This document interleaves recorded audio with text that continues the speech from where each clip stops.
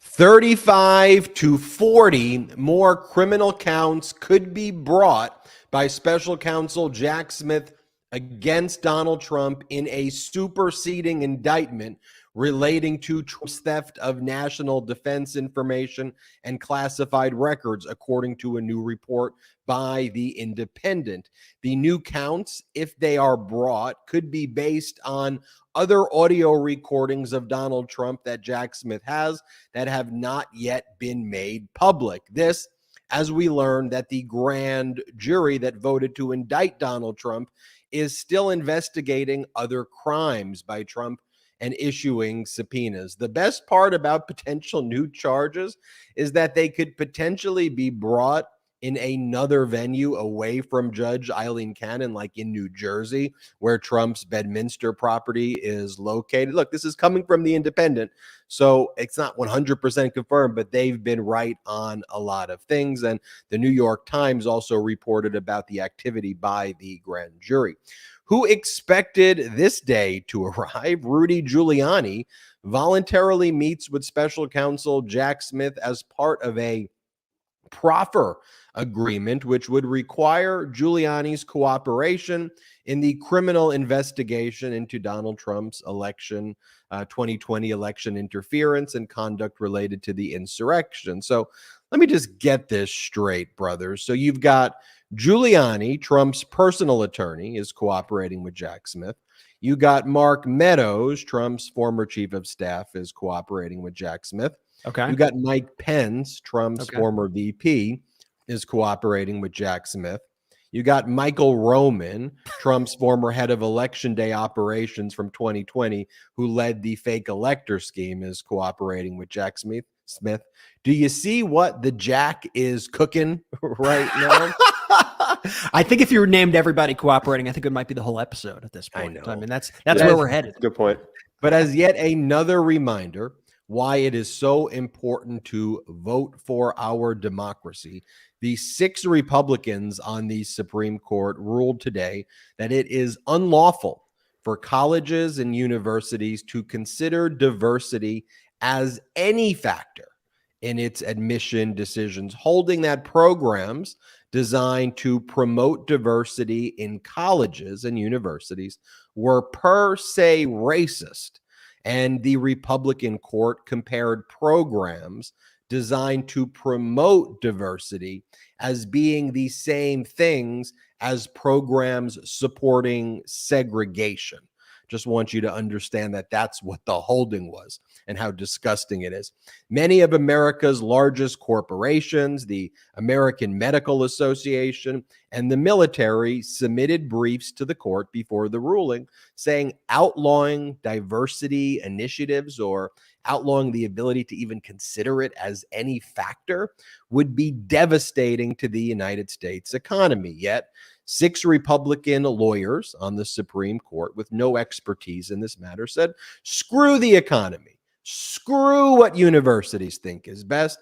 But hey, United States military, this ruling doesn't apply to you, so you can continue to use diversity as a factor when it comes to sending minorities into war zones. I want to read you some of the dissents by the justices appointed by Democrats, because they are incredible and powerful and shows you again why you need to vote. Also, Kevin McCarthy, the weakest Speaker of the House in American history, made a statement on CNBC this week that was mildly critical of Donald Trump. And like the coward and weakest Speaker of the House in history that he is, had to beg for forgiveness in an act of public self-flagellation for upsetting the Republican Party's cult leader, Donald Trump. Really weird and dangerous stuff. And this as Republican leaders in Congress continue to roll out fake whistleblowers and conspiracy theories to try and initiate impeachment proceedings against just about everyone in the Biden administration, but only to have their efforts backfire in their faces each and every week. And again, that's what happened this week. And meanwhile, Team Normal, back on normal land, President Biden is giving speeches about the economy and jobs and better working conditions In a speech in Chicago about Bidenomics, President Biden discussed how under his policies, America now has the fastest growing GDP of any G7 nation since the pandemic, and America has reined in inflation better than any G7 nation. You know, being the best economy in the world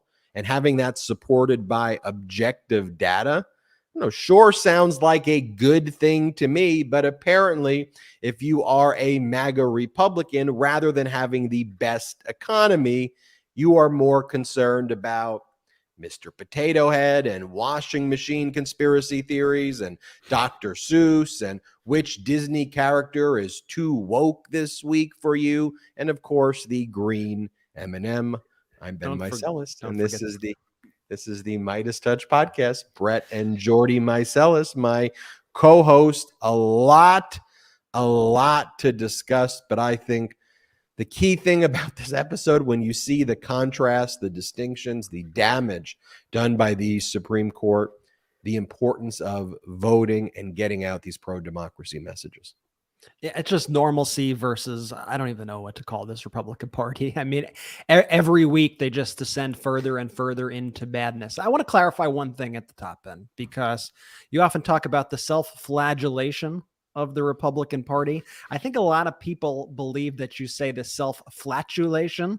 And I want to make sure that those are two separate things. I mean, they may be engaged in that as well, but you're talking about the whipping, not the gas. So I just want to make themselves, but I think both apply. Because facts matter here. I want to make sure at the outset that the folks know exactly what you intend, Ben. They fart fascism each and every day, and they don't even speak or articulate any valid points. Yeah, and we'll get into that with Rudy, who literally farted fascism and COVID and the repercussions of that heard around the world. But we have a lot to discuss. I mean, it's every single week. In all seriousness, like the reason why the Republicans do what they do, and we were talking about this as brothers earlier today, is they really want you to feel discouraged. They really want you to feel disheartened. And when you see them kind of systematically destroying the government and trying to block programs that help people and doing all the culture war BS that they do, it's all by design. It's all made to try to divide people, and it's all made to try to break your faith in the idea that government can work at all. And they want to be the first people to get in there and prove that government cannot work. And then they hope you go, hey, government doesn't work anyway. Let's remove this program. Let's remove that program. It's how they operate. So on this show, on every show, we want to make sure that nobody ever gets discouraged and plays into their game. We are here to stay uplifted. We are here to stay motivated, because we here at the Meidas Mighty, we see exactly what they're doing. We see through their games, and we are going to call it out every single day. Jordy, good to see you. How are you doing today? I'm doing well. Stoked for tonight's show. Two quick things at the top here. When's the last time, Brett, to your point, you've actually heard a Republican say anything good about this country, right? It's always all so doom and gloom with them. And to your point exactly there, Brett, it's because they don't want you to have hope. They're trying to beat you down every step of the way. We'll get into that in tonight's show a bit more. The second thing is, I think you used the word gobsmacked earlier in the week in the episode earlier. I've seen it everywhere now. I'm bringing it back. It's one of those things now that I just can't escape. And I don't know if people are taking your cue and now we're all using it, or if it's just that popular of a word right now, but I cannot escape the word gobsmacked. Well, Jordy, the people call me a trendsetter and an influencer. No, I'm just so, it's also a British term, as people has informed me, and I studied for 6 months in the UK back in college. So maybe I picked it up as part of my learnings back when I studied in the UK. Anyway, I think it's a trend though that we're bringing to the fore. I mean, look, I was talking about how MAGA Republicans don't even articulate points anymore, and they speak like fascist Furbies, like it's impossible to even know you're a green M&M, you're a purple M&M, you're too woke. And I'm like, Furbies are back. They're bringing Furbies back. Furbies are back. I mean, Furbies something's back. Gobsmacked is back. Yeah, no, it's a big deal. What are we going to bring back today? We will see. I know what I want to bring back: a strong democracy. That's what I want to bring back the truth, because MAGA Republicans are so focused on also an uneducated electorate, right? Like many people don't know the composition of the Supreme Court, which is, we got to learn about that stuff, right? So when the Supreme Court makes a ruling overturning Roe v. Wade, it's not the justices appointed by Democrats. It's the justices appointed by Trump. It's the justices appointed by George W. Bush. That's how you get that ruling, right? When the Supreme Court makes the ruling it does today, saying you can't factor in diversity as any factor, it's not the Democratic justices. It is the justices appointed by Democratic administrations. It is the 6 justices, 6-3. That's the composition of the court. There are 9 justices, 6 who are appointed by Republicans, 3 by Democrats. The 6 win out on all of these issues, undermining fundamental rights. Because when we talk about this case, and we'll go into it more detail, in 2016, before Trump, there was a case involving diversity as a factor. And I like to use that term more than affirmative action because let's face it, affirmative action in the sense of actual quotas and like a point system has really never existed.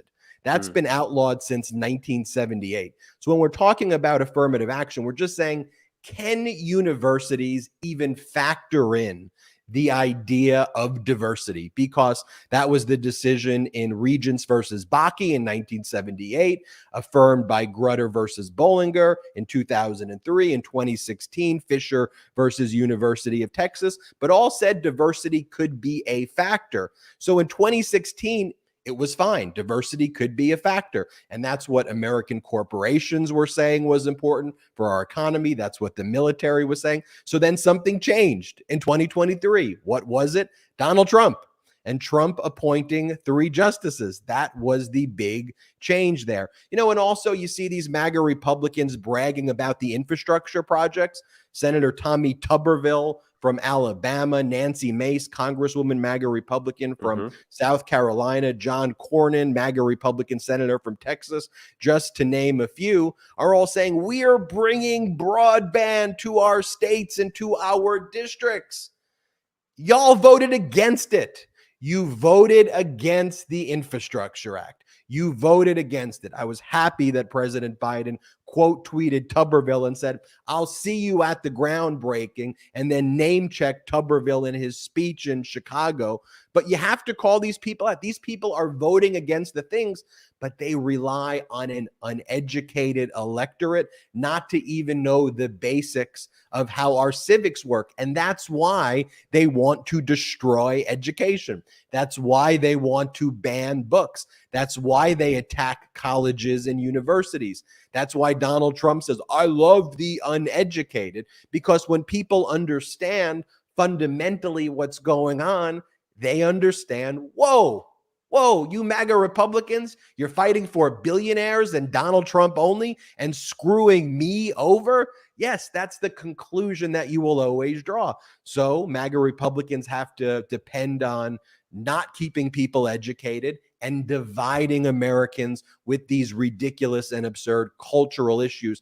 It's why fundamentally this show, this network is so critical, because when you watch large media networks, they just both sides it. They act like this crap is normal, and it's not, and we refuse to be gaslit. So anyway, let's get into the news. We'll talk more about the decision today by the Supreme Court, its implications. But look, this story, wow, from The Independent, when I saw it, I sent in the brother text chat 3 of those alarm emojis, because this was a big one. My heart, by the way, my heart always skips when I get the 3 alarm text, the siren text. My heart skips a beat. I'm like, what is it? But by the way, we're being way too insider right now. We got to let everybody know. So we're in the brothers group text, and so when something major breaks, one of us, whoever's there first, will send a few sirens in the chat just so we can prepare for the news that we're about to hear. Yeah, but here's the thing. Jordy often misuses the sirens. Oh, he totally misuses the sirens. Like Jordy will do the Name sirens. Name one time. I could go through my phone, but like you could do the sirens, and then sometimes it's not even related to Meidas. Sometimes it's like related to like you just got like, I don't know, food at the store or something. And I'm like, Jordy, that's not an alert. Oh, I know. I could give you the exact, when you did a leg press of like 250 pounds. Yeah. 315. 3:15. Yeah, I needed to let you guys. It was Total a big abuse, accomplishment. total abuse of the sirens. Anyway, Abuse back. of the sirens. I get us back on track right now. So 3 sirens. The story from the Independent. Prosecutors are prepared to hit Trump and his allies with new charges. Sources say prosecutors can bring between 30 to 45 additional charges. Former president in the coming weeks. The Independent has learned. It's written by Andrew Feinberg. He was right on the date of the indictment. I mean, Feinberg's been right on a lot of information. And so he clearly has sources that are close to what is going on here, whether they are witnesses or whether they are within the Department of Justice. And one of the things that this report says that Jack Smith is waiting for, though, is frankly to see how Judge Eileen Cannon is handling this. You see, Jack Smith always had, as we said, a backup plan. I was always very confident that when Jack Smith filed, he knew that if he was filing in the West Palm Beach district in the Southern District of Florida, it was actually a 1 in 4 chance of getting Judge Eileen Cannon. But he really had no other choice. That was the correct jurisdiction to file in the Southern District of Florida, because that's where the crimes took place. If you filed in another jurisdiction, we'd be spending 2 years fighting a jurisdictional battle. And if ultimately there was a conviction, it would be overturned by the DC Circuit Court of Appeal. So he did the right thing, but he realized there were crimes committed in other areas. Right? When Donald Trump showed classified material at Bedminster, that is a corollary to many of the other charges regarding willful retention of national defense information, because the corollary is the transmission of national defense information is a violation of the Espionage Act. And the situs of those charges would be in Bedminster in New Jersey. So the venue of these other charges could be very important as well. And according to this report, Jack Smith may have other audio recordings as well of Donald Trump, which should not surprise you because this guy's a freaking moron. I mean, yes, he's a fascist. But when you hear these audio recordings that CNN dropped, that were referenced in the indictment, this guy is a freaking moron. I mean, for him to talk about, hey, how cool is this? Aren't I better than Mark Milley? Aren't I the winner? Aren't I better than General Milley? Isn't this cool? Isn't this cool? I mean, that's what he's saying on these tapes. And also this report from the Independent talks about how special counsel Jack Smith is focused on Donald Trump's lawyers and their criminal conduct as well. So we may even expect some of Donald Trump's aides to be additional co-conspirators. Walty Nauta, you may make some friends. Donald Trump's lawyers, you may be charged. Make attorneys, get attorneys is MAGA. We'll talk about a little more in the show. This heinous lawsuit filed by Alina Habba against E. Jean Carroll, suing E. Jean Carroll on Donald Trump's behalf in a cross complaint for defamation. Alina, I'll just address it now. Alina Habba is going to get sanctioned for this. So E. Jean Carroll got to file her amended complaint based on the ruling in the first E. Jean Carroll case, based on Donald Trump's defamatory statements from 2019. So she filed the new amended complaint based on additional defamatory statements Donald Trump made at that so-called CNN town hall after E. Jean Carroll was awarded $5 million by the jury, and a jury found that Donald Trump engaged in sexual abuse and defamation. Well, Donald Trump said, well, if they only found sexual abuse and not rape, I'm the winner. That's actually what he argued. And therefore, I won, you defamed me. That's the disgusting argument that he's making. And he sued E. Jean Carroll in a cross complaint in answering that. But anyway, back to the prosecutors can bring 30 to 45 additional criminal charges. Make attorneys, get attorneys. Look, I think Alina Habba is somebody who potentially could be losing her legal license in the nearish future. We see John Eastman is currently before the California bar exam for his conduct. I think there are criminal charges there, but this is a big, and what it would be called if additional charges are brought and stacked on the other charges, that's called a superseding indictment. But big news, brothers. Big news, absolutely. I think they should make it a clean 45. Very, very symbolic, right? Bring on 45 new criminal charges. It's just amazing to see all these people, when you could look to the past, and there are so many examples of this, continue to debase themselves, continue to put their entire lives and careers on the line for this man who does not give a damn about them. Alina Habba right here. And I'm not saying that she is not complicit. She is 100% complicit in all this, but she is allowing herself to be used to do Donald Trump's dirty work here, to file all these lawsuits when she's already been sanctioned over $1 million to date. And it's going to keep happening. And you're right, Ben, she could very well lose her law license here. And I think this one of the reasons why I don't understand. I mean, I understand he's just a freaking liar, Donald Trump, and all these Republicans are liars. But the defenses, these weak defenses that they continue to put forth, they're going to keep getting proven wrong because Jack Smith and the prosecutors in the special counsel's office and beyond are going to keep coming out with new evidence. Like you spoke about, Ben, that article hinted that there are new recordings, that there is new evidence that the Justice Department has been holding back. I think a lot of folks don't even fully remember this other part of the indictment of another incident when Donald Trump showed a classified map to a PAC representative who works for Donald Trump's PAC. A lot of people are kind of confusing and conflating this moment with the other moment that we heard on the CNN tape, but this is a completely separate moment entirely. There is somebody listed in the Jack Smith indictment of Donald Trump as simply PAC representative. And last night we figured out her identity, and her name is Susan Wiles. She is a high-ranking advisor to Donald Trump's 2024 campaign. And this conversation that Jack Smith lays out is from August or September 2021. And I'll read you the part of the indictment because it's pretty damning information here. In August or September 2021, when he was no longer president, Trump met in his office at the Bedminster Club.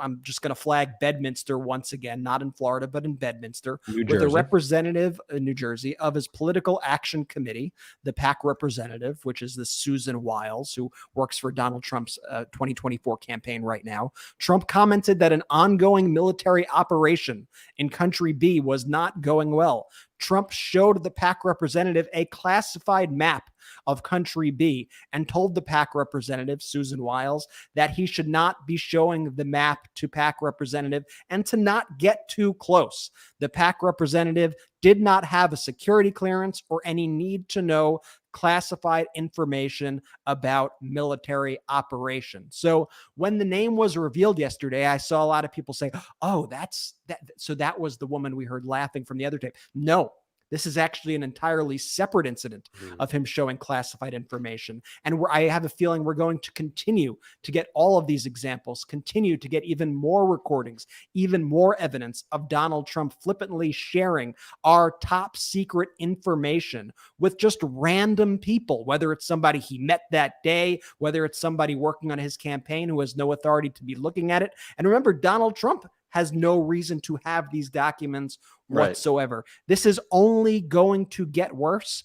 And the excuses that he's giving to Fox and to all these media organizations that go on his planes, he continues to dig the hole deeper and incriminate himself further. And it all can and will be used against him in the trials. Well, thinking back, Brett, exactly that to the recording that we listened to earlier in the week of Trump showing the documents. They were laughing, like just the haphazard approach of them showing each other these documents and literally cracking up about this. I can't. You think that was the only time he showed them off? No, you are sorely mistaken, folks. There are definitely other recordings out there. There have to be. And look, the excuses are intended to exhaust you, though, as well. And they intend to prey on uneducated people.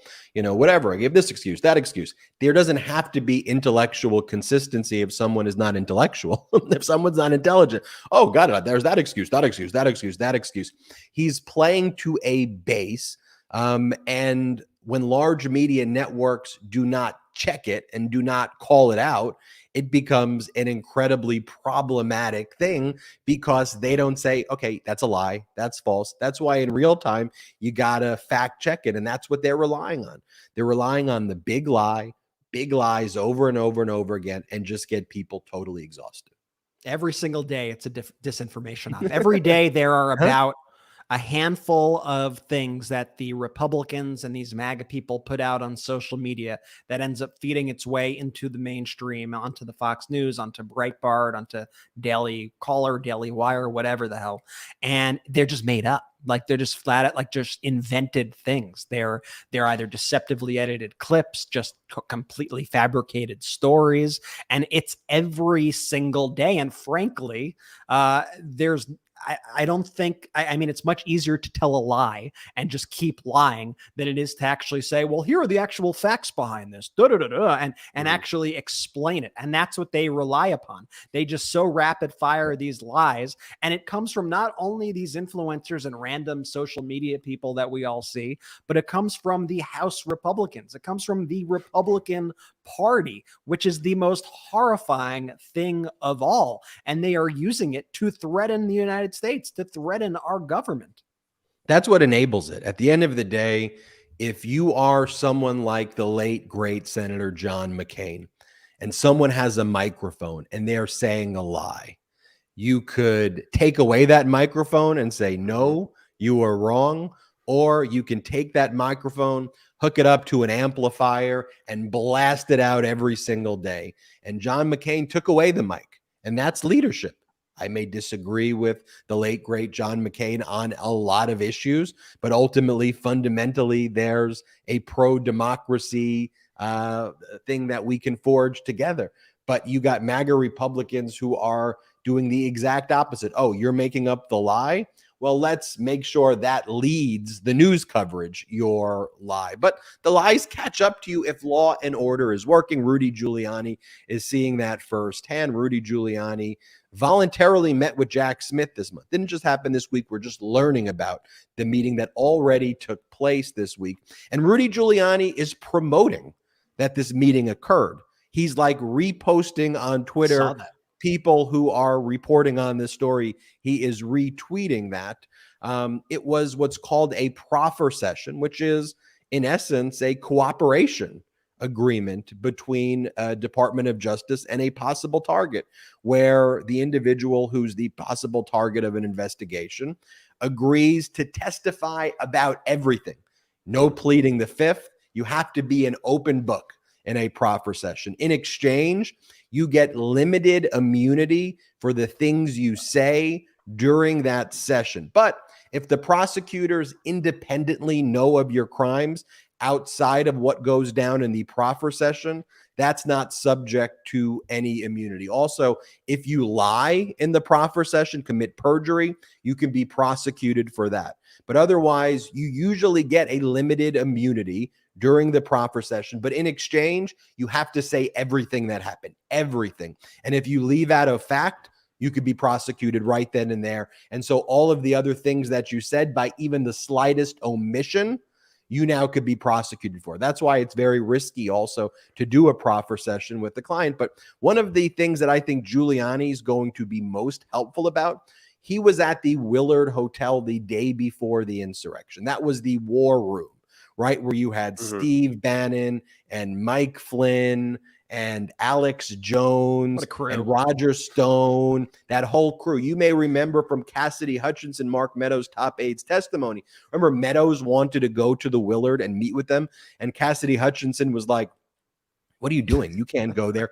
But Meadows, who's cooperating with Jack Smith, called into the Willard, and Christina Bobb was at the Willard. That's the Proud Boys were in front of it. It's like a beautiful 5-star hotel where dignitaries stay, and MAGA Republicans turn this into the insurrection war zone, and it's right by the White House, the location. And so knowing what went down at the Willard is key, knowing about the fake elector scheme. Giuliani and Sidney Powell also had Trump proxies essentially break into election offices and steal election data, like in Coffee County, Georgia. They used a MAGA Republican who was the chair of the Coffee County Republicans to walk in, take a thumb drive, steal people's election data. They did that in other states. So Giuliani's going to have all of that information and a ton more. So that was a big development. And also, special counsel Jack Smith met with Brad Brad Raffensperger. Of course, Raffensperger,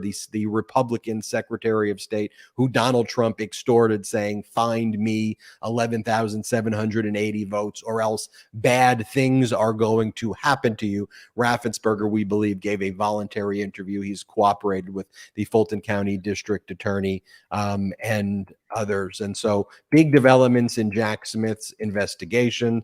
And investigations. Like, let's think about the picture that's being painted right now by Jack Smith. You have Jack Smith now kind of going all across the country, balancing multiple criminal investigations into Donald Trump. Jack Smith's people went down to Atlanta to talk to Raffensperger. Mm-hmm. That's where that happened. Jack Smith's in DC. Jack Smith is still in Miami subpoenaing people for the documents case. He is still getting further testimony, and that was from the New York Times, which when you pair that New York Times piece that the investigation is still ongoing in Miami with the independent piece, it shows you why there are likely to be more superseding indictments to that original indictment there. And then you see just a flurry of action happening around the January 6th case right now. Like, finally, it's good to see this. To me, the January 6th case is perhaps the most important to our democracy. I mean, it actually concerns the peaceful transfer of power, which is what our entire country is based upon. And Donald Trump and these Republicans violated that sacred transfer of power. And now we're seeing Brad Raffensperger. We're seeing in the past week alone, we saw not only Rudy do the proffer deal, we saw the guy who's on Alex Jones's show, Owen Schroyer. He made a cooperation deal with the Department of Justice. You see people kind of flipping and cooperating from all ends. They're getting people, and they are focusing very heavily on the actions and events that took place in that Willard Hotel, in the Willard War Room. And to me, it's about damn time, but I'm excited to see that they are doing it and they are working so expeditiously at this moment, and that both cases are moving ahead right now at full speed. My favorite Jack Smith story is so far is during Trump's arraignment, when Jack Smith was looking at Trump and Trump was too afraid to even look Jack Smith in the eyes. And according to multiple people who were there, Jack Smith was looking at him the entire freaking time. And Donald Trump was just, his hands were crossed and he was just looking at the floor, because that's who he is. He is a complete and utter coward if you call him out and not enable him like the cowardly modern day Republican Party. Also, for those in the YouTube chat, you may be seeing these emojis being used right now. You may be saying, how do I get a Jack Smith emoji or these legal AF emojis or other ones? Well, you can do by becoming a member of our YouTube channel. It helps support our network. We don't have outside investors. So there's a little dollar sign at the bottom of the YouTube chat. You can become a member. It enables you to use the emojis. If you're a member, you can buy memberships for other people. Let's try to get everybody a membership in the chat. And if you want to receive a membership as a gift, I believe you can click that dollar sign and say you're open to receiving a gifted membership. We've got a lot to discuss. And here's a fun fact, though, as we go into this commercial break. You know, the sponsor is Alex and Ani, and they have these great bangles, especially for the 4th of July. When I was a lawyer, did a lot of work for the Alex and Ani. So it's so super cool to see them supporting our pro-democracy content here. Such a full circle moment. It's so awesome. Full circle moment for me. And they do great work. So everybody make sure you check out the Alex and Ani website. I mean, it's great, great, great stuff. Here, play this and we'll be right back. Jewelry is having a big moment right now. And with hundreds of products popping up in your feed every day, it can be hard to find a brand you trust. Alex and Ani has been creating meaningful jewelry for over 20 years, designing pieces that connect you with all of life's important moments. With an emphasis on value, there's truly something for everyone. You might be most familiar with their signature charm bangle. This bracelet literally created the category of meaningful jewelry and had you stacking charms from your wrist to your elbow. This piece is an icon for a reason. Completely size inclusive, each bracelet is adorned with a symbol designed to tell your story and express your unique style. Beyond the bangle, you'll find stylish, affordable jewelry for every occasion, from classic pieces to bold statement looks. Don't know where to start? Alex and Ani makes it easy to unpack the trends you're after and sprinkle in your personality too. Each piece comes with a personalized message and meaning, truly making it the perfect gift. You can take comfort in knowing that you're shopping with a socially conscious brand as well. To date, Alex and Ani has donated over $60 million to nonprofits worldwide, connecting fashion and philanthropy in an easy, fun, affordable way. Visit alexandani.com right now to discover the confidence that comes with a perfectly accessorized piece of jewelry. Right now, Alex and Ani is offering our audience 20% off with code Meidas at checkout. Again, head to alexandani.com, that's alexandani.com, and use code Meidas at checkout for 20% off your order. I have a big family, and that means there's usually a lot of trash left over by the time the work week comes to an end. And frankly, I used to feel a bit guilty about this, but then I got a Lomi. Now that I have a Lomi, it's changed the way I think about my food waste. First off, Lomi transforms my garbage into gold at the push of a button. Lomi's a countertop electric composter that turns food scraps to dirt in just under 4 hours.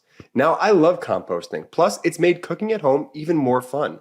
There's no more food rotting in my garbage and smelling up the kitchen. Thanks to Lomi, I only have to take out the trash once a week. And it's a hassle-free, mess-free experience. No more leaking bags. Here's something cool too. I turn my waste into nutrient-rich dirt that I feed to my plants, lawn, or garden.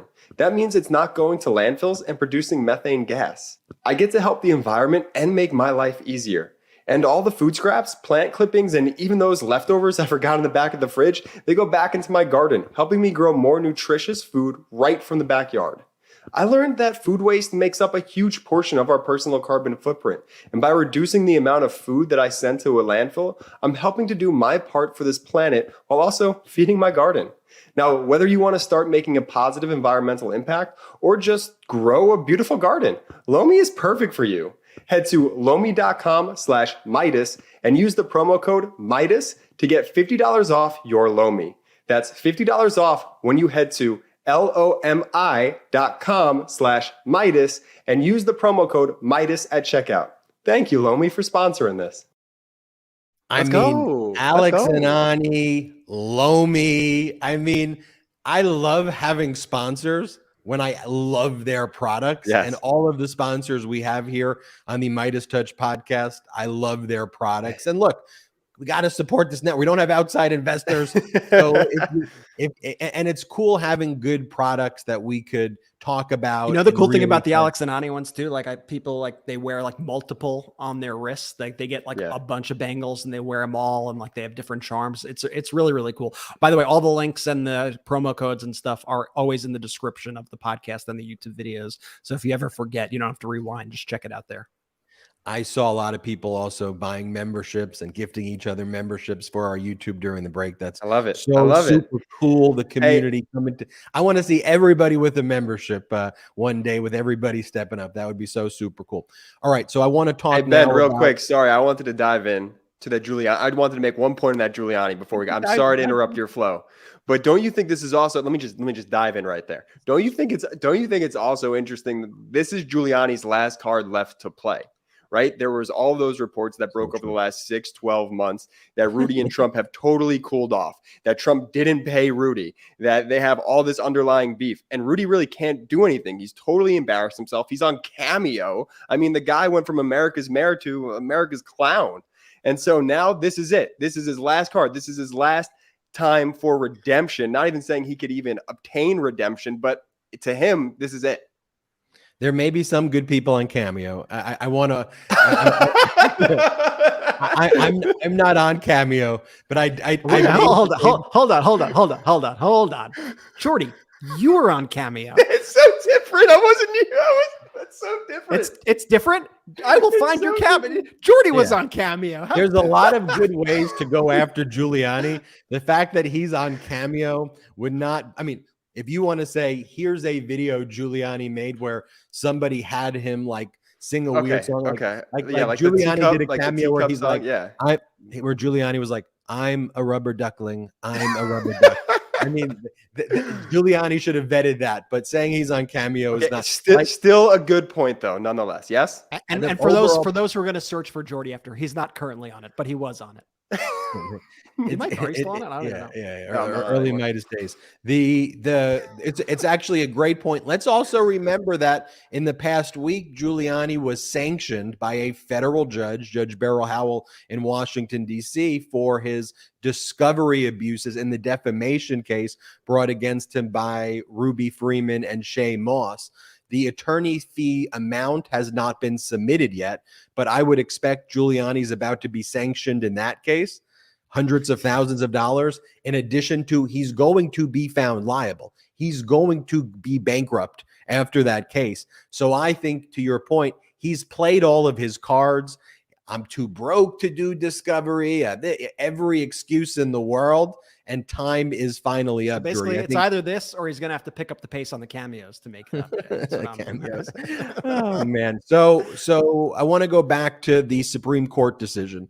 Students for Fair Admissions versus Harvard and North Carolina worked its way up to the Supreme Court. So first, let's talk about this group, Students for Fair Admissions. It's an AstroTurf group by a guy named Edward Blum, who's been trying to get rid of any allowing diversity in anything. That's what he does for a living. So he creates these groups and tries to pit like different races or different genders, and he always tries to pit people together. So he tries to find plaintiffs who will go against other communities to create division. It's done intentionally. It's part of a plan. This is all by the Federalist Society by design. So just so you know what that group is. Harvard and North Carolina. Harvard is a private institution which takes federal funds. North Carolina is a public institution. So why are these cases being merged together? Because it's all a freaking plan. It's all an op from the outset of the Federalist Society group, filing them in certain district courts, judge shopping, shepherding them through the federal court system to get in front of these judges to have the outcome that happened today. You know, I know it's saying Supreme Court overrules affirmative action, and I think that's a fair way to characterize today's ruling. But affirmative action, if you were to say, what's affirmative action? Does that mean that schools have to bring in a certain amount of minority applicants? That's not allowed. That's always been unlawful. People don't really know that. Going back to 1978, in the case Regents of California versus Bakke, it outlawed quotas. And then there was a case in 2003, Grutter versus Bollinger, which says you can't even have a point-based system at all. You can just look at the idea of minority applicants as one factor as part of a totality of factors. So a school promoting diversity can be one of 50 factors, but you can't say, well, that's worth 10 points. Otherwise, you're unlawful. And that was affirmed in 2016. 2016, there was so not long ago, diversity. Well, okay. So Supreme Court precedents in 78, 2003, 2016. So something changed. And what was it that it be? And what it was is 3 right-wing extremist Supreme Court justices appointed by Donald Trump have now made the ruling that it will be unlawful to have diversity as a factor. You can't even consider diversity. I've heard, well, they can still write an essay about their experience. Sure. But if the school is factoring in diversity at all, they are now in violation of the law. The school, based on this radical right ruling, you are a racist school for trying to promote diversity, and you can be sued for millions of dollars in damages. That is the effect of the holding. So if a school's like, well, let me try to do some essay where people can talk about their experiences as a way around this ruling, I don't think that works, because ultimately, if you can show the school's trying to promote diversity, the school's breaking the law. I just want you to think about how extreme of a decision. And they're saying all decisions have to be race neutral. And basically, by even thinking about diversity, by promoting diversity, that's the same as promoting segregation. You are being racist by trying to promote more Black and brown people to go to the school, more Black and brown students and from other minority communities. That's the ruling today. So if you want to go back to the Dobbs decision, which basically cited 18th century, like, British people who believed women engage in witchcraft and women shouldn't, that they cited that in their Dobbs decision. Okay. So they go after women, they go after LGBTQ plus, they go after Black and brown communities and applicants and act like, what are you talking about? America, there is no racism in America. What are you talking about? Oh, and it is a racist thing to promote diversity. I think it's critical that we understand in those terms. That is what the ruling is saying. And what corporations are saying, because they all submitted what's called an amicus curiae, a friend of the court brief. Big corporations from Apple to Levi's across all industry sectors, right? Because I'll tell you what, the corporations know they're coming for us next. The next thing after this ruling is corporations that promote diversity. That will be deemed unlawful. That's the next step where these Republicans go. We already see Stephen Miller and groups like that filing EEOC complaints saying, oh, if you're trying to promote more women or you're trying to promote, to more senior positions, Black and brown, indigenous, or whatever candidates, right? You corporations are racist. And that's where they're going. So the corporations are like, we need diverse workforce. That's how we're going to be competitive in a global economy.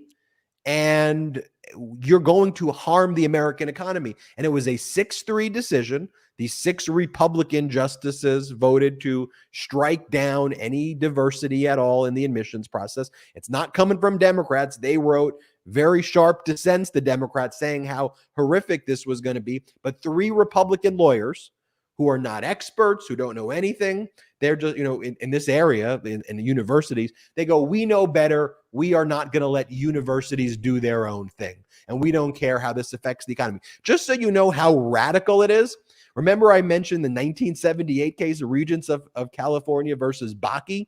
The person who wrote that decision was someone by the name of Lewis Powell, who was a prominent politician in Virginia. He sat on one of their boards there, and he wanted to stop the integration of schools. Yet when he became a Supreme Court justice, despite the fact that he was against schools being integrated, he ruled as a mature justice that there will be deference to universities to make these decisions. Yes, it can't be quota-based, but it could be a factor. That's how radical it is. A right-wing, essentially segregationist from 1978 came out with a decision that allowed diversity in universities, and the current Supreme Court was like, nah, Lewis Powell, nah, that's racist. That's how crazy this decision is. Well, we've seen it time and time again, and we've seen this shifting, as we've called it, and as the Republicans often speak about it, the shifting of the Overton window to the right to try to normalize this sort of far right behavior over and over again. And there was the comments we played on the show before of Chief Justice Warren Burger, who was a actual conservative Supreme Court justice who spoke out vehemently against the right-wing interpretation of the Second Amendment. You play that now to Republicans, they would say, oh, what is he, a woke liberal socialist? Nah, he was the Chief Justice of the Supreme Court, conservative, appointed by Nixon, I believe, was he appointed by? I mean, this is like an actual right-wing justice who had those beliefs. And, we often hear the phrase, we live in unprecedented times.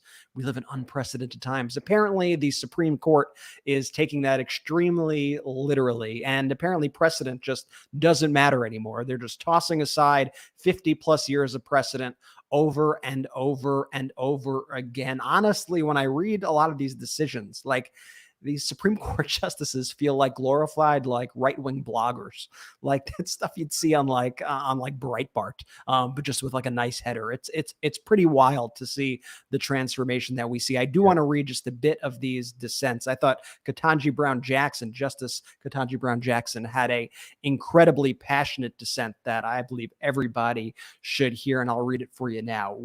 It's just so brilliantly written. With "Let them eat cake" obliviousness today, the majority pulls the ripcord and announces, quote, color blindness for all, end quote, by legal fiat. But deeming race irrelevant in law does not make it so in life. And having so detached itself from this country's actual past and present experiences, the court has now been lured into interfering with the crucial work that UNC and other institutions of higher learning are doing to solve America's real world problems. No one benefits from ignorance. Although formal race-linked legal barriers are gone, race still matters to the lived experiences of all Americans in innumerable ways, and today's ruling makes things worse, not better. The best that can be said of the majority's perspective is that it proceeds ostrich-like from the hope that preventing consideration of race will end racism. Incredibly powerful words there from Justice Ketanji Brown Jackson. Justice Sotomayor said, ignoring race will not equalize a society that is racially unequal. What is true in the 1860s and again in 1954 is true today. Equality requires acknowledgement of inequality. Michelle Obama also had an incredible statement. I just recommend that all you go to her Instagram, Twitter account and read it in full, just so that it's done justice. But I thought it was done, very, very well. Some very important remarks about the ruling. But when you read the ruling as well, you see and you read the dissents and you read the footnotes of the dissents being the three pro-democracy judges, we'll call them. A lot of fiery rhetoric about Clarence Thomas and the right-wing justices. You could see a lot of tension in the words. And by the way, from Justice Thomas as well, back at them. But I've never quite seen such animosity between justices sitting on the Supreme Court bench. It was just interesting to me to see as someone who's a non-lawyer. Well, I saw it in the Dobbs decision, as well, because when this new radical right majority is overturning their own precedent and taking away rights from people, you have the individuals who are the Democratic appointed justices are frankly calling it out like it is. That's their only power that they have, being that they will always be outvoted 6-3. And this is not a minor matter. I mean, this is taking away fundamental rights and overturning fundamental Supreme Court precedent. I mean, when I went to law school, we were taught about precedent, the importance of it, and how a ruling from 1978 and 2003 and 2016 matters. That a court, just because whether you're right wing or left, whatever, you're not supposed to in 2023 go, yeah, we ruled this way in 2016, but whatever, see you later. Like, it goes against foundationally everything that I learned. And here's a take that AOC said on her social media. But again, I want to show you here. I want to show you what AOC is saying. I want to show you, though, why it's so important that we all stay informed, share these videos, share the breakdown of what's going on, because remember, there are disinformation, powerful billion-dollar disinformation echo chambers. The same way there is billion-dollar Federalist Society crap that gets this case in the courts, then you got your right-wing fascist billion-dollar disinformation machines, then pump the lies into the veins of people, and so that they don't read it and they're confused about what's happening. This is what AOC said. If the Supreme Court was serious about their ludicrous color blindness claims, they would have abolished legacy admissions, aka affirmative action for the privileged. 70% of Harvard's legacy applicants are white. SCOTUS didn't touch that, which would have impacted them and their patrons, right? So which is a great point, that the reason that you need a program that takes into account diversity is that when the great-grandfather or great-great-grandfather of a current white Harvard applicant, they get in based on legacy because their great-great-grandfather went to Harvard, their great-great-grandfather may have been a slaveholder. And at the end of the day, it's almost like, okay, you want to end affirmative action and you want to say it's because you want it to be merit-based. then you have to end everything. You got to end the legacy admissions. That's not exactly. Jared merit-based. Kushner's dad buys a library. And that's how the kid gets into Harvard. Trust me, he's not Harvard material. Okay. And it's just, so, I mean, think about, many of our recent presidents and how they got to where they are. I mean, Donald Trump is like a legacy guy. That's how he got to where he is. He didn't get into the Wharton School of Business because of his big, great brain. He got there for other reasons. Think about George W. Bush. You could really go down the line of a lot of Republican leaders. They got to where they are today because of privilege, and in some cases reached the highest office of the land. And just to go over kind of how unusual this is quickly, I feel like the Supreme Court and a lot of most institutions in this country are conservative by nature. And what I mean by that is they rely on past precedent, and they basically just go along with the inertia of American society, right? They don't like to disrupt the status quo. And sometimes that's a bad thing to rely on precedent, right? Like back in the day, the Dred Scott case is an example of that. But this is so unusual at this moment in time for the Supreme Court to upend decades and decades and decades of precedent over and over and over and over again. And it really shows that the Supreme Court is not at all conservative. This is a very radical Supreme Court that we are dealing with, that they are completely upending the entire system of education, the entire system of government. I mean, you just have to put it into perspective as to how insane this really is. This is precedent that's going back, in this case, to the 1970s. That's well established. And this court's ripping us back to a time like before the Civil Rights Act, before all of these critical pieces of legislation. The point I wanted to make on AOC, though, is you saw her post. It's a true statement. This is how Fox reports it. AOC ridiculed for viral take on legacy admissions following Supreme Court's affirmative action ruling. AOC faced an onslaught of criticism Thursday after she provided her take on the Supreme Court's affirmative action ruling and suggested the High Court isn't serious about its ludicrous color blindness claims, or else it would have abolished legacy admissions. It goes on to quote what does it have a bunch of embedded tweets? What is it at? It's a bunch of tweets from blue checks on Twitter. It says the squad Democrat went on to note, then it talked about what her post was. Then it says AOC's comments came shortly after. Responding to AOC, several social media users, exactly, Brett, that's how they use it. Yeah, just random stories. Several social media users, who are you talking about? Several social media users who took issue with the lawmaker's remarks were quick to point out that the Supreme Court did not hear a case about college and university legacy admissions, the practice of giving preference to the children of alumni.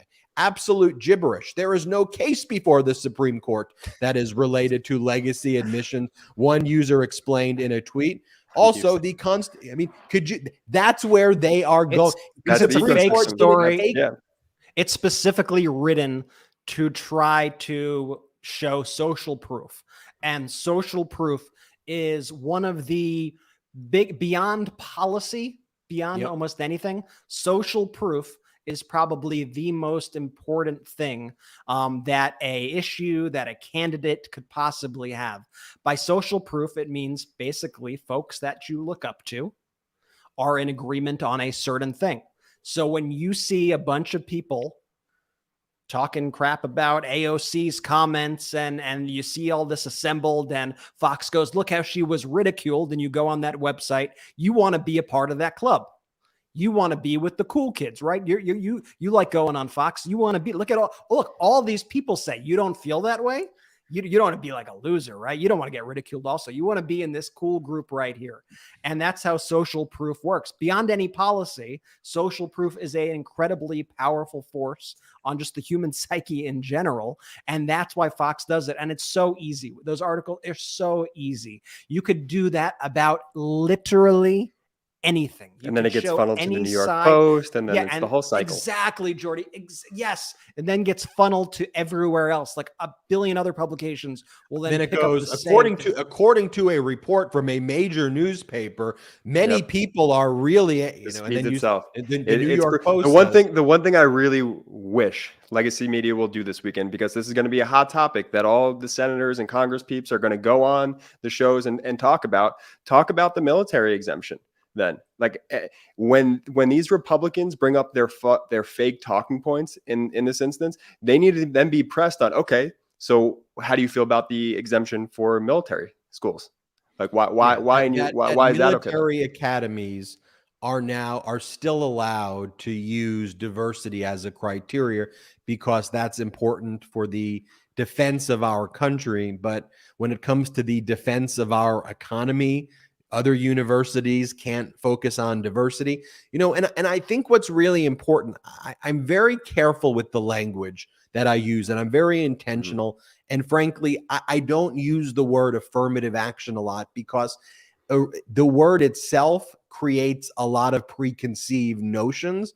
And I think as I went through the history from what took place in 1978, there is no quota system. There is no point system for certain underrepresented groups. It's simply, can a university say, you know what?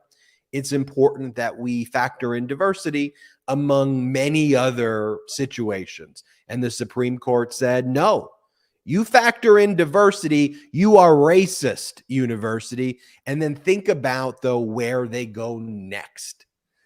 That's something we all need to be very, very focused. Place are to all of the corporations that have diversity initiatives and that promote diverse candidates and promote women in the boardroom. They're going to say, you racist. You're racist. Look at our new holding in Students versus Fair Admissions versus Harvard. It's important that we talked about this. It's important we broke it down in that way. We've got a lot to discuss as well. Kevin McCarthy's cowardice, another fake whistleblower being exposed. Another one. It's like every week there's one. It's unbelievable. And remember, we were live, by the way, day one when they started pulling this one. And we went, oh, here it comes. Here it comes, everybody. Look out. It's coming and it's going to be BS. And it was. And let's talk about President Biden and his work actually talking about jobs and the economy and lowering prescription drug prices and the tangible wins. I mean, the fact that the United States is the fastest growing GDP since the pandemic of any G7 nation. Normally, being the best is a good thing, unless you're a modern day MAGA Republican and you're obsessed with the green M&M. We'll be back right after this quick break. And now let's take a quick break to talk about our next partner, Fume. Cold turkey, it may be great on sandwiches, but there's a better way to break your bad habits. We're not talking about some weird mind voodoo from your wacky neighbor or some sketchy message board. We're talking about our sponsor, Fume, and they look at the problem in a different way. Now, not everything in a bad habit is wrong. So instead of drastic, uncomfortable change, why not just remove the bad from your habit? Fume is an innovative, award-nominated device that does just that. Instead of electronics, Fume is completely natural. Instead of vapor, Fume uses flavored air. And instead of harmful chemicals, Fume uses all natural, delicious flavors. You get it. Instead of bad, Fume is good. It's a habit you're free to enjoy and makes replacing your bad habit easy. Your Fume comes with an adjustable airflow dial and is designed with movable parts and magnets for fidgeting, giving your fingers a lot to do, which is helpful for de-stressing and anxiety while breaking your habit. The first time I used Fume, I was shocked at how flavorful and fresh it tasted. Now, it's easy to hold and perfectly balanced and quite honestly, extremely fun to fidget with. The real wood material and sleek design definitely classes it up, and I feel pretty darn cool holding it. Stopping is something we all put off because it's hard, but switching to Fume is easy, enjoyable, and even fun. Fume has served over 100,000 customers and has thousands of success stories, and there's no reason that can't be you. Join Fume in accelerating humanity's breakup from destructive habits by picking up the Journey Pack today.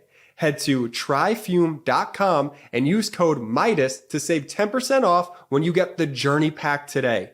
That's tryfum.com and use code Meidas to save an additional 10% off your order today. Look, we got quitting bad habits in Fume. We got composting with A+ Lomi. sponsors. We got composting with Lomi. We got these incredible bracelets with Alex and Ani, which has always supported great causes. I mean, come on. Look, come on. Great.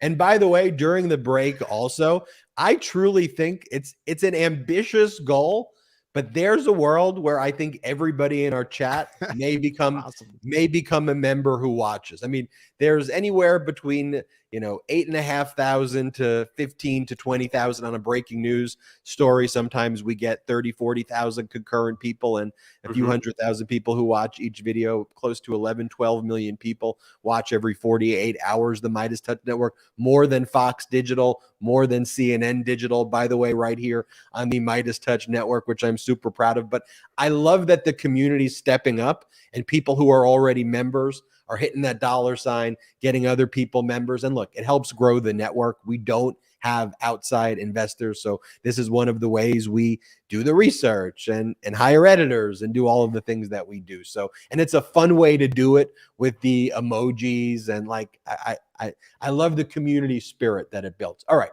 back to the show. Okay, Kevin McCarthy, could he be any more embarrassing? Like, the weakest speaker of the House in history shows us just how weak he is. So he goes on CNBC and look, after Donald Trump's been found to be a sexual abuser, a defamer, has been indicted multiple times, federal, state, going to be indicted more times. He's on tape showing people classified records. The CNBC, which by the way, is still clearly like a pro-Trump, pro-MAGA, pro-right wing, believing that this whole trickle down. Look, here's the thing. CNBC is representative of Wall Street, right? So they're focused on promoting an agenda that's not for workers. Like, when you see people at the Trump rally or whatever, like 99% of Americans will very clearly materially suffer under Republican policies. So Republicans have to convince people who are doing better under President Biden's policies and under Democratic plans, which help them, middle up economics, Bidenomics helps the workers. Republicans have to convince them that what's happening isn't happening, and that's why they focus on dividing. So McCarthy goes on CNBC, and all they care about there is, let's make sure we've got the lowest taxes for billionaires, not for regular hardworking Americans. Let's make sure the billionaires don't have to pay taxes while screwing the workers. I think billionaires and decamillionaires and millionaires should just pay a fair tax, okay? They shouldn't be paying less taxes than the firefighter, the teacher, in any profession. The hard worker, should not be paying more taxes than the billionaire, decamillionaire, millionaire. Okay, call me radical for that concept. You're so woke, but dude. So woke. So McCarthy goes on CNBC and he's asked, so you think Donald Trump is the strongest candidate? And you'll hear even the CNBC host pisses me off. We'll get into that Joe Biden malarkey. What the hell are you talking? You'll hear him say that. It was a weird comment. You're right. But McCarthy gives this word salad answer, which frankly, when I was thinking about posting this on the MeidasTouch Network, because we kind of broke this in a big way by making it go viral, I was like, I don't know, is he really criticizing Trump? Like, I couldn't even like. It was the most tepid criticism that you could possibly say about like a human being. But we were like, let's post it anyway. And this was the ultimate insult to Donald Trump by Kevin McCarthy, who dare imply that Trump may not be the strongest candidate. But McCarthy doesn't know. That was the insult. Here, play the clip. So Trump's been indicted. His poll numbers are going up. So primary voters like him. If he wins the primary, do you think he can win the general? And is it good for the Republican Party if Donald Trump is the nominee? Look, And then I want to get to Biden and his malarkey defense and all that stuff. Can Trump beat Biden? Yes, he can beat Biden. Is that a good thing for the Republican Party if Donald Trump is the Republicans get to select their nominee? I think if you want to go sheer policy to policy, it's not good for Republicans. It's good for America. Trump's policies are better, straightforward than Biden's. It makes it complicated if he's got all these trials and all this stuff overhanging. It makes it complicated. It also helps him when. But do you think he could win an election? Could he win an election? Can he win that election? Yeah, he can. You think he can? The question is he the strongest to win the election? I don't know that answer. But can anybody beat Biden? Yeah, anybody can beat Biden. Can Biden beat other people? Yes, Biden can beat him. It's on any given day. The insult was, is he the strongest candidate? I don't know the answer. And MAGA world was like, you insulted Trump. You insulted our cult leader. What happened next? Well, so much so that they all started texting each other, apparently. These are all the reports. And they rushed to the press to discuss how angry, how livid they were at Kevin McCarthy. And I'm so happy we posted that video. And we posted that video with the context of, Trump's not going to be happy about this one. And then it went viral. And then all of a sudden we start seeing all these reports that Trump was not quite happy about that one. But text messages like by Trump allies going, what the fuck? Like, excuse my language, but this is what they said. Some called McCarthy a moron. This is a direct quote as well. Kevin's in trouble now, said one Trump advisor to the press. I mean, this is really kind of deranged stuff. And they wanted to let McCarthy know, you messed up, kid, and we are going to get you for it. And we are going to make an example out of you. And this is how pathetic Kevin McCarthy is. Not that we needed any further proof of how cowardly Kevin McCarthy is, but Kevin freaked the heck out and he started doing damage control like I've never seen before. He ran straight to Breitbart to give them an exclusive. This is beyond freaking parody. He ran to Breitbart and had them run this story. Exclusive, Speaker McCarthy. Trump is stronger today than he was in 2016. Great job, Kevin. Great job. He also then immediately sent out a fundraising email to his email list, Kevin McCarthy did, where he wrote, Trump is the strongest opponent to Biden, like just beyond pathetic. And then using it to fundraise, which is a whole other kind of story. And then we noticed that, and this was a very interesting move that he did. He posted a statement on social media, but he didn't post it on Facebook. He didn't post it on Twitter. He posted it on specifically Truth Social. Like Trump made him make a statement on his social media platform to beg for forgiveness. And so we posted this tweet, which said, clean up on aisle 45. And we showed the post of Kevin McCarthy. This is a screenshot from Truth. So, I mean, how pathetic is this guy? And this is what Kevin McCarthy said. And this language is basically the same. It's like exactly what was in the Breitbart story. McCarthy goes, as usual, the media is attempting to drive a wedge between President Trump and House Republicans, as our committees are holding Biden's Department of Justice accountable for their two-tiered level of justice. The only reason Biden is using his weaponized federal government to go after President Trump is because he is Biden's strongest political opponent, as polling continues to show. Just look at the numbers. Trump is stronger today than he was in 2016. I mean, how embarrassing. Brothers, how embarrassing is that? But that's why, I love seeing, and by the way, MAGA is not buying it either. Like Kevin McCarthy is hanging by a thread here. It's why he has to keep throwing red meat out to these people, because they hate him. They know that he's really not one of them, and this is all some act. And he let the mask off for a split second, and Trump had to punish him for it. I mean, how embarrassing is that? Jordy, what were you going to say? You know what I'm doing here? Do you guys know what I'm doing here? I know this makes for great audio listen. I'm doing the MAGA hokey pokey. Every time they're accidentally truthful for 1 second, they then back out real quick and do exactly what Kevin McCarthy just did there. That is literally what the MAGA hokey pokey is. It's just perfect example on display. Do you know why also Trump got so mad at this statement? Two things. One, it's the words in which he used. Strong. Trump isn't as strong as he was. That hit him to the core. Also, CNBC, the business channel, Eesh. You think Trump during all his business days wasn't tuned into that channel 24/7? Because he was, because that's where all the millionaires and decabillionaires like to hang out and watch. And so it was home turf perceived for Donald Trump. And then it was also the words that he used. Now, that's why these Republicans, though, I mean, it's truthfully the opposite of leadership. It's the opposite of leadership, what we're seeing. A leader simply leads. And these Republicans follow everything Donald Trump does. And it's why you see all these other candidates on the campaign trail who are trying, I guess, to go against Donald Trump. It's why you see them falling flat on their face. It's why you see someone like Ron DeSantis just week after week draining down the polls, just dropping so quickly, down like 9 points right now since the last polls that happened. The guy spent like weeks plummeted in New Hampshire. The more people get to know the guy, the more they do not like him. And it's really just, I mean, what is the why of your candidacy? What is the why of your role in government? These people don't have a why. They don't have a reason for existing.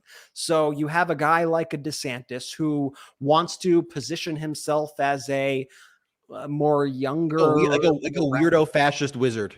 Like a weirdo wizard. So a weirdo coward. Like I genuinely don't know the positioning. Like he wants to be the weirdo fascist oracle. Oh, what do you think about woke? What do you think about too woke? And consult the DeSantis. What do we think about?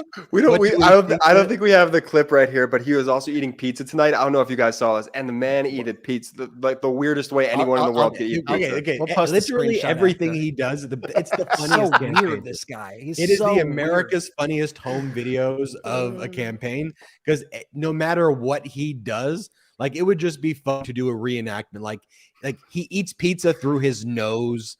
Like he doesn't know how to He eats pizza with a straw. The photo, Brett, like the man's never even existed in society. Like he thinks you use a straw for pizza. He doesn't understand that you laugh at the end of the joke, not before. So like someone will be telling the story. It's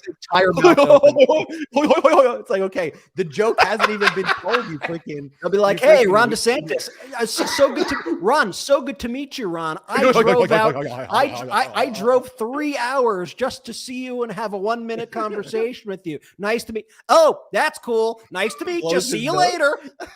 Let me pick my nose now. He throws his snot at people. What was the one? He was in Texas on using the state Texas helicopter, which is like a per se felony under like Texas law and the federal finance violation, just committing crimes, because his whole thing was the invasion is coming. Like the guy is a character of a freaking of like the biggest moron. Like, and by the way, this is why Chris Christie is doing well. Like the Chris Christie campaign, is rising as DeSantis is falling. And it is actually very refreshing to hear Chris Christie say like normal things. There was that clip the other day, I did a hot take on it that we're going to launch, where DeSantis was asked a question like, what do you think, open-ended, it was like, what do you think about the January 6th insurrection? And DeSantis's response was, I wasn't there, and I think we need to move forward. So I don't have an opinion. I was not there that day. And then they asked Chris Christie, and Chris Christie's like, that may be the most ridiculous and dumbest response I've ever heard. Did the guy not exist on January 6th? Was he not alive on that day? Did he not have a TV on the day? And then he said, that's what's very problematic about Donald Trump and these psychophants. That's why, look, I don't agree with Chris Christie on mostly anything, and he aided and abetted the MAGA movement, but I'm enjoying his campaign. Yeah, I mean, but that's my whole point, right? Chris Christie has a why to his campaign. You know why he's running. He is saying this man, Donald Trump, and his family have pillaged our government. They have broken the rule of law. They have impeded the peaceful transfer of power. And I and all actual conservatives should rise up to stop this man. You know what Chris Christie stands for. You don't know what Nikki Haley stands for. You don't know what Tim Scott stands for. You don't know what Ron DeSantis stands for, because all they do at the end of the day is suck up to Trump. DeSantis might release some like ambiguous statement that's supposed to be about Donald Trump, and they're like, oh, I really got one in, but he's too afraid to directly go at the guy. I mean, the guy has been indicted on what, 37 federal counts already, with like 35 to 40 more to come. He's been held liable as a sexual abuser. I mean, there's a lot of content. There's a lot of content you could be using. If you were a serious candidate, you would take aim at it. You would take leadership, because that's what a leader would do. A leader would actually say, move aside. This is my race. I'm in it to win it, not just be subservient to this madman every step of the way. That's why I like Christie in this race. He's at least leading on that side. He has nothing to lose, Christie. So he doesn't have to be a coward like the rest of them. And frankly, it's refreshing. He's the only one with a spine. He's the only one with a spine. And so, look, ultimately, I think by the time we get to the debates, my fear is they won't let Christie debate. I mean, there was the thing that came out early on when they announced like the protocols of if you're allowed to participate in the debate, and it was like a 1% threshold. And then also one of the things that the RNC had put out on that list is that you have to be willing to support the candidate, whomever it may be. Christie's already gone out so that he will not support Donald Trump. So my fear is they won't let the man debate, because if he gets on the debate stage, he's going to tear them apart. No, they're going to let him. They're going to let him debate because they'll let him debate. I'm very confident of that. But if Trump's not going to want to debate, then they're not going to allow Christie, and then it's going to be what? Tim Scott and frickin' who else? And the 14 other Republicans dynamic, on the stage trying it's to actually with Trump not there. This is why I think Trump's eventually going to show up. It's going to be perfect, because you're going to have all these idiots supporting Trumpism who do not have that cultish whatever that appeals to these MAGA Republicans for Donald Trump. And they're just a bunch of morons, but they're going to have to defend Trump. They're going to have to defend January 6th. Mm-hmm. And you're going to have Chris Christie there basically saying, that's the dumbest thing I ever heard. Were you not alive on January 6th? And like, that dynamic is going to be great. It's going to be great with Chris Christie ripping into these proxies for Donald Trump. And that's why we're going to see Christie, I think, get into the high teens. Yeah. And I think he's going to come close to the 20s when all is said and done. Look, we talked about, though, these MAGA Republicans enabling this conduct. You talked about how they're not leaders. Every single week they come up with a new ridiculous conspiracy theory, a whistleblower who then turns out they're dead or didn't exist or is in jail or was too afraid to come out because they don't really exist in the first place. So Fox had James Comer. He's the idiot MAGA Republican who chairs it's probably, the same thing. MAGA Republican who chairs it's redundancy, Ben.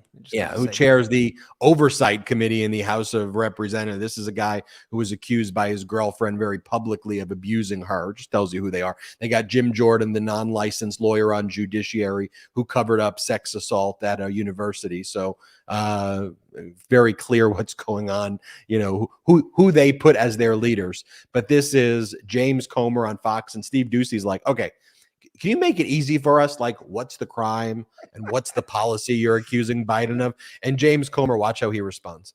So make it easy for us. What was the crime? Well, the crime is trading policy for money. Which policy? Well, we're going to get into that. Oh, we're going to get into that every week. We're going to get into that policy. It's the stupidest thing.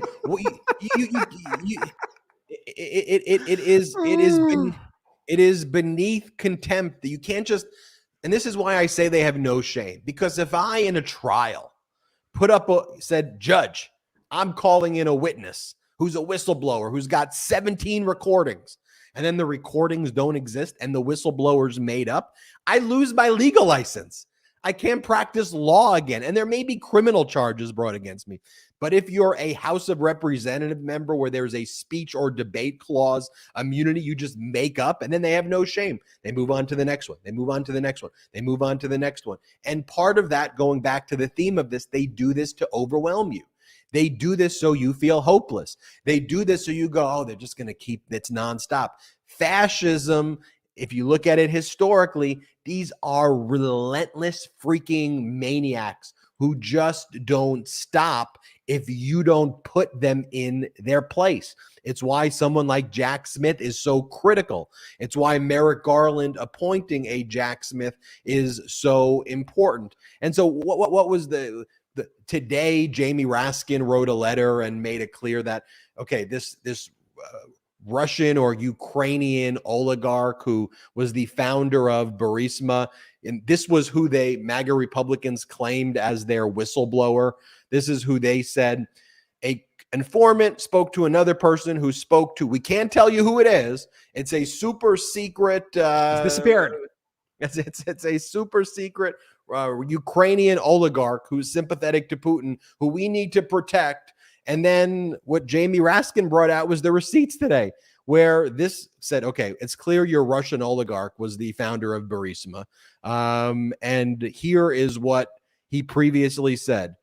Did you ever learn why Biden asked for Shokin to be fired as the prosecutor? Shokin was the corrupt Putin puppet prosecutor who all democracies wanted Shokin gone. Okay, that's why Shokin was gone.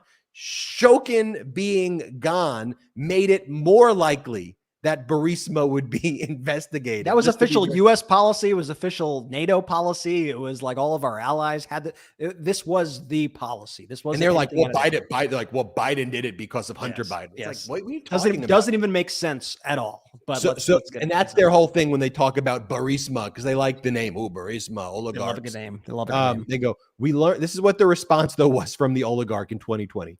We learned about it from newspapers and internet. We never had contacts with Biden during his visits to Ukraine. Please detail any contacts you had with VP Joe Biden and his office from 2013 through 2019. Did Hunter ever facilitate any of those contacts? No, no one from Burisma ever had any contacts with VP Biden or people working for him during Hunter Biden's engagement. Question 10, did VP Biden or his staff assist you or your company in any way with business deals or meetings with the world leaders or any other assistance? Answer, no. Did you ever become aware of documents suggesting $900,000 was paid to Hunter Biden for lobbying for his father? Answer, no. It's because it is a lie. It is made up. So fact number one, MAGA Republicans, you claim your whistleblower is the Ukrainian, Russian supporting oligarch who spoke to another individual who spoke to an informant, and that made its way on some form that any human being can fill out. But in fact, you knew that it was false to begin with. So not only is it ridiculous that you would rely on an oligarch who has intentions to harm our country as your freaking whistleblower, you traitor morons. But the person even previously said that what you're claiming is false, right? So they move on from that whistleblower. Debunked, we're wrong. Okay, so they haven't moved on. I don't know if they moved on. And then move on. They got another one though. The new whistleblower is despite the fact that the prosecutor prosecuting Hunter Biden, David Weiss, was appointed by Donald Trump. And Biden could have fired this guy. You can always fire the prior administration's top prosecutors in state. Biden's like, I don't even want the appearance. That's the norm, by the way. Like the norm is new president comes in, they get rid of the old U.S. attorneys that were appointed by the other president, replace them with their own guy. That's the norm. And Biden goes, hey, there's this Trump prosecutor going after my son, trying to prosecute my kid. I could fire him, and I would just be part of my firing all the other U.S. attorneys. Or I could keep him in place to prosecute my kid. What does Biden do? He keeps the Trump prosecutor to go after his own son. And then that prosecutor tells Jim Jordan, look, Merrick Garland doesn't control me at all. I have full decision-making authority about where, when, how any case is filed. And by the way, David Weiss is a licensed attorney, unlike Jim Jordan, who could lose his legal license. Jim Jordan can't lose his legal license because he doesn't have a legal license. So if David Weiss is lying to Jim Jordan, he loses his legal license. And this is what David Weiss wrote to Jim Jordan. I want to make clear that as the Attorney General has stated, I have been granted ultimate authority over this matter, including responsibility for deciding where, when, and whether to file charges, and for making decisions necessary to preserve the integrity of the prosecution consistent with federal law, the principles of federal prosecution, and departmental regulations, right? In a world where evidence matters and logic matters, the Trump federal prosecutor telling the Judiciary Committee that, and if that was a lie, David Weiss, the Trump prosecutor, now committed a crime that he could go to jail for lying to Congress for a very long period of time. No, what do the MAGA Republicans do? Yeah, well, he may be saying that publicly, but that's not the case. You know why they say that? Because MAGA Republicans do this shit. They lie about everything.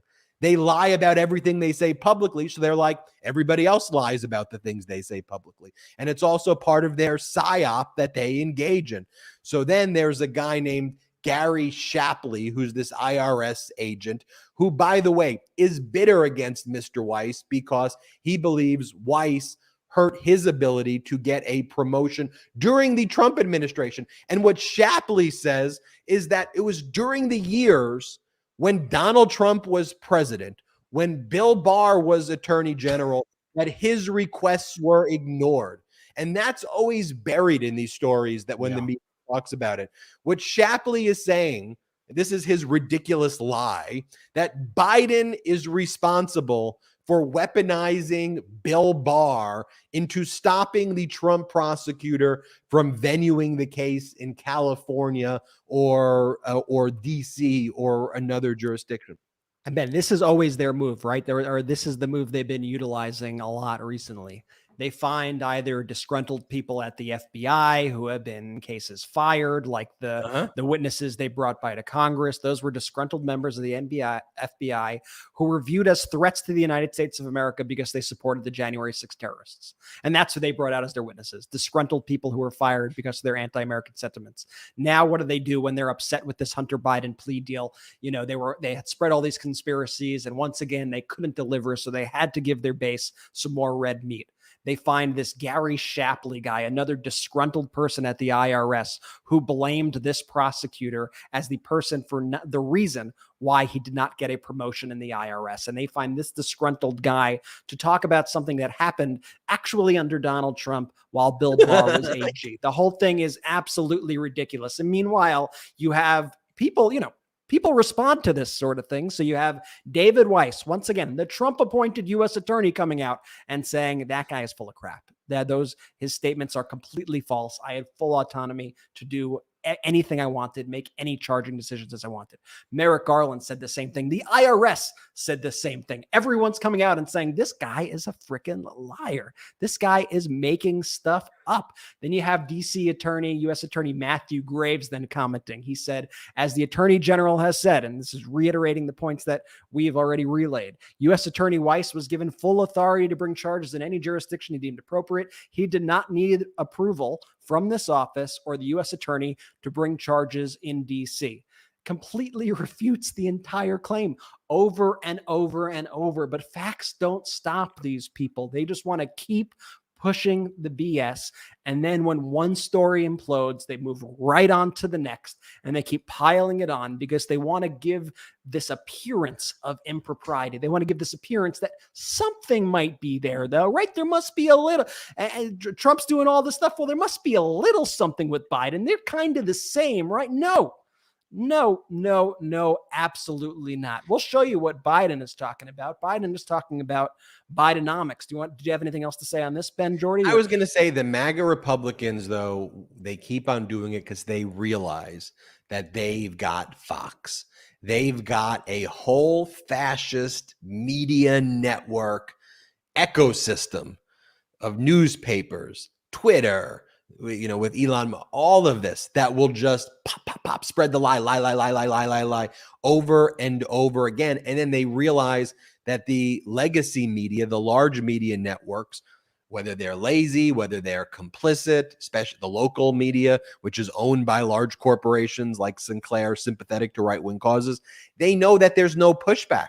So until the MeidasTouch network, they would basically get free shots.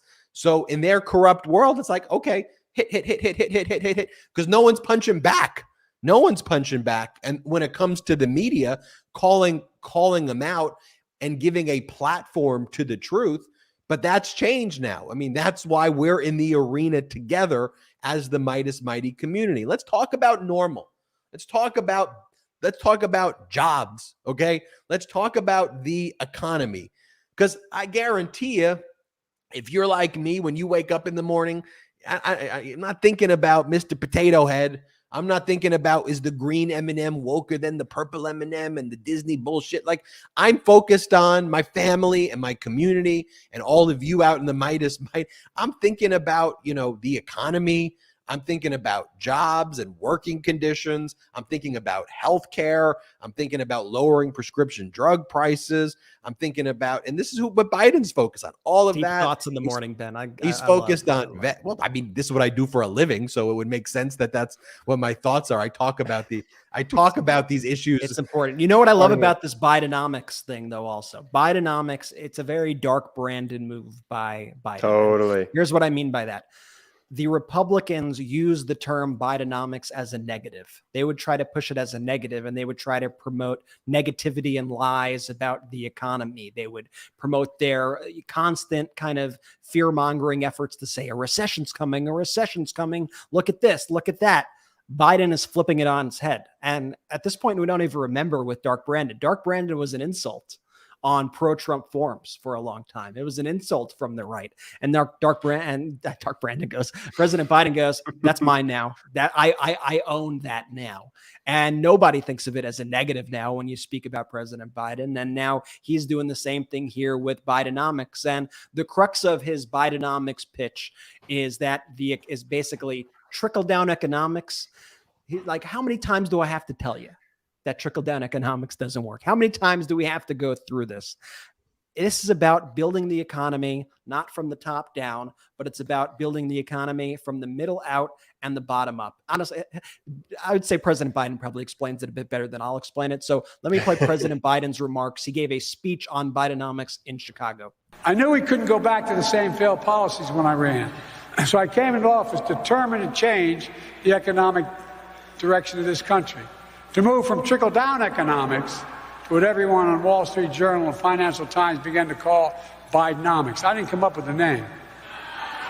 I really didn't. I now claim it, but they're the ones that used it first. I got asked by a press person this morning, getting on the helicopter in Washington, why, when I asked you about Bidenomics a long time ago, you said you didn't know what it was.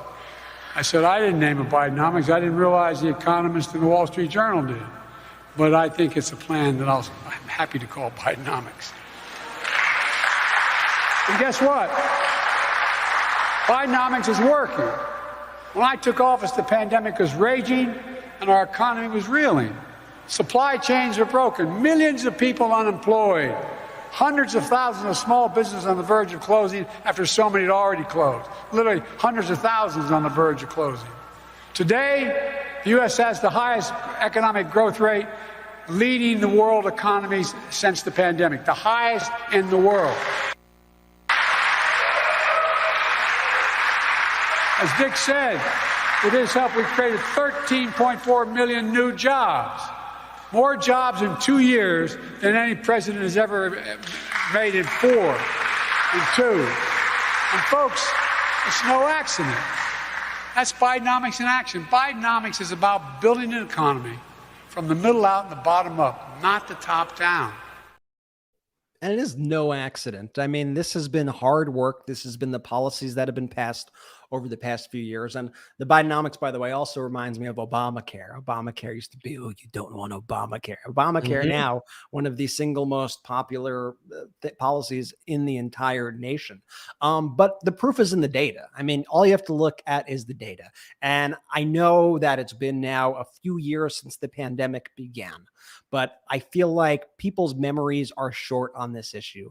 I feel like people have forgotten how bad it truly was during the pandemic, how many deaths there were each day, businesses closed, how devastating it was that Donald Trump completely ignored this thing and let it run rampant in America, destroy the American economy, destroy the American dream, push people away from their big events, their weddings, everything that they could possibly do.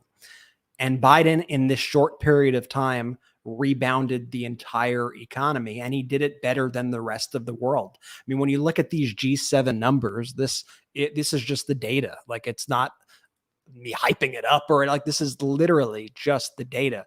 You look at the inflation data, which is the main thing in the economy, that amongst everything, but the main thing that the Republicans hit Biden on.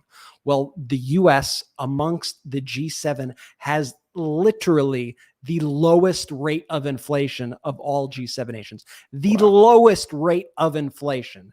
So if you want to blame Biden for inflation, which is ridiculous, what's causing the inflation in all those other countries that have higher inflation than us and similar economies? I mean, the data is there for everybody to see.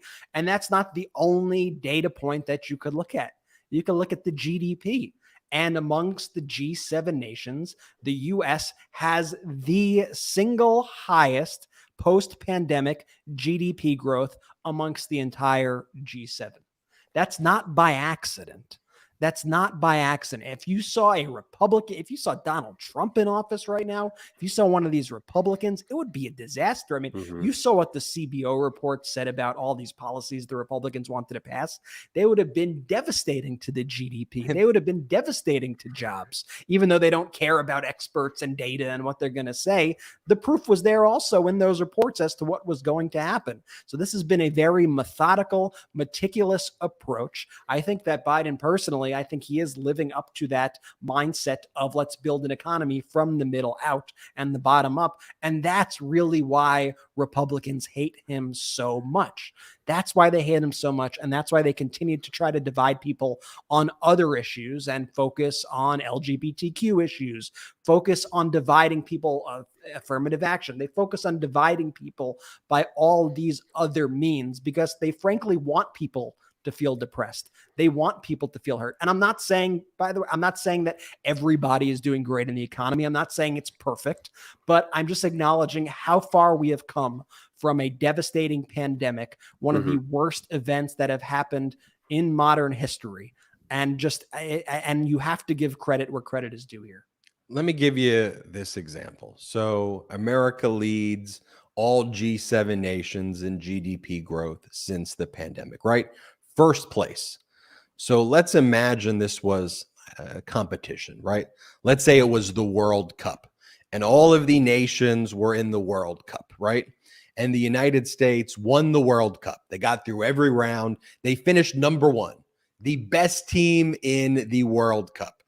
It would be like criticizing them and saying they played horrible. What they did horrific. This isn't working.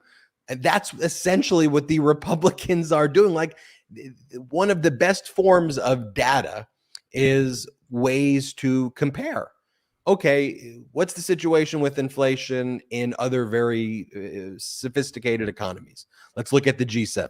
Okay, wait a minute. The United States has the lowest inflation of all G7. So that's the best, right? Our GDP growth is the best of all the G7, number one. In normal times, that's something that everybody celebrates. So when I go back to that Kevin McCarthy clip and he's like, our policies are better. What, the policies where no one had toilet paper? The policies where everybody was locked in their home? The policies where over 1 million people died? The policies where you talked about injecting bleach into your veins? The policies where you sing freaking songs with insurrectionists, the January 6th insurrectionists? I'm trying to understand what are your policies that are better than the ones that lead the world? Like, let me try to what is better than 2 strongest calendar years of job growth in history? Is you singing a cappella with the freaking Proud Boys? He's heated, folks. He's heated. The New York comes out when he gets heated. I mean, you singing a cappella with the Proud Boys? Is that a better policy than the 2 strongest calendar years of job growth in history? We currently have the lowest unemployment rate in over 50 years. What you chanting with the 3%ers is better than that? Manufacturing rebounded at the fastest rate in nearly 40 years. What, you hanging out at Mar-a-Lago with Kerry Lake and telling Donald Trump how strong he is. That beats that. We had the true strongest years of small business application in history. What, you attacking freaking Disney World? That's a better policy than that. We've had record decreases in deficit, the fastest gas price decline in 8 years, and annual inflation, as we talked about, is the lowest of all G7 nations. But Kevin McCarthy coming up with fake whistleblowers every week, Russian oligarchs, allying themselves with Russian oligarchs and supporting Vladimir Putin. Like, don't play us like freaking idiots. And ultimately, when I always speak in front of whenever groups invite me to talk in front of, and I get asked, so when did you want to go into politics? I go, I know that our network is considered one of the fastest growing political networks. Like, and if you were to look at this, you would say, okay, this is political commentary. But like, to me, I view this as common sense commentary. The moment Democrats start praising QAnon and presidents start posting QAnon memes and singing songs with terrorists, I am out.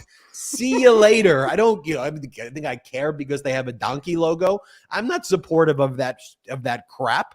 So no, I mean, to me, this is about a pro-democracy coalition. And whether you're liberal, progressive, independent, not affiliated with the political party, do not care about any freaking label. If you are an actual real conservative and not this MAGA Republican BS, we could all come together and let's celebrate having the fastest GDP growth of all the G7 and figure out ways to get better rather than coming up with dumb, idiotic QAnon conspiracy theories and turning our nation into a freaking cult. I'll leave you with that right there. First off, great sponsors today. I mean, Alex Anani, Lomi, Fume. Support them all if you can. What a great series of sponsors we've got there. I see lots of our chat has memberships. So this is the last chance of this episode.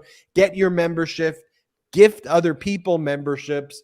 Let's try to get everybody in here to have a membership that supports and grows this network. We don't have outside investors. Frankly, I don't think Brett, Jordy, and I could even handle people telling us at all what to do or telling the Midas Mighty what to do. I don't like that one bit. Keep even if we wanted to go that direction. So please, you can help support the growth of this network by doing that. Another way, it's different than the YouTube memberships. I don't want you to get confused. So another way to support the network is through our Patreon by going to patreon.com/MeidasTouch.